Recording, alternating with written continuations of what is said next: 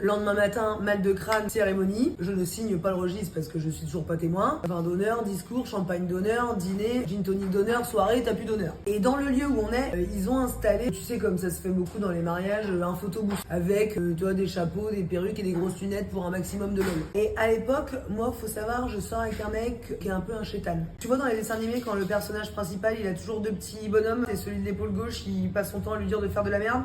Bah moi, je suis sortie avec lui pendant 2 ans. Sur son CV, c'était écrit course à pied. La seule fois où je l'ai vu courir, c'est pour aller chez son dealer, qui est un village qui porte son nom en Colombie. Il a sa statue sur la place du marché parce qu'il a fini une paille d'or au marathon de Medellín. Indice, il n'y a pas de marathon à Medellín. Il me dit, ça te dit pas, on va faire des photos à poil devant le photobooth. C'est à quoi je lui réponds, bien entendu mon chéri, quelle bonne idée. Le photobooth qui est pas une cabine en plus, c'est juste un pied posé ESC Grenoble, petit budget. Donc on va devant cet appareil photo. Mon mec baisse son pantalon, tu vois, un peu jusque...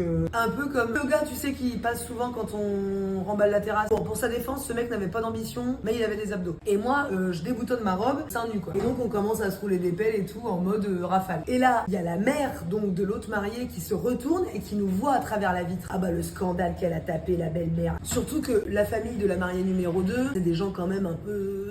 Tu vois, c'est-à-dire que eux et moi, c'est comme si tu prenais le public de Roland Garros et que tu les mettais devant une performance au festival d'Aurillac. Qu'on se fait défoncer, ça fait une histoire pas possible. Et là, qu'est-ce que je fais moi? Eh ben, je brandis la carte féminisme, tu vois, cette cape d'invisibilité. Et je dis, ouais, ça va, alors les potes de ta meuf, ils ont montré leur cul, c'est rigolo, mais les seins d'une femme, c'est vulgaire, c'est ça? Ah, franchement, j'étais au fond du seau à champagne, quoi. Ça aurait pas été pire si j'avais dit à la belle-mère, attends, pousse-toi la grosse, qui a l'appel de la dignité, derrière toi, je vais me finir, tu vois, puis je vais me foutre dans le trou après. Alors qu'en fait, tu vois, le problème, c'était l'intention de la photo. Je veux dire, c'était clairement pornographique. Pour apaiser les esprits, notamment de la belle-mère, qui je sens a quand même très envie de me lapider avec ce qui reste de chou à la crème de la pièce montée, je me dis, je vais les effacer, je suis désolée, j'ai un peu trop bu. Sauf que j'ai pas un peu trop bu. J'ai, comment te dire, c'est dans quel département, l'île de Ré? J'ai 17. Bah j'ai 17 grammes d'alcool par litre de sang. Heureusement qu'ils sont pas mariés dans le Var, j'aurais pas survécu.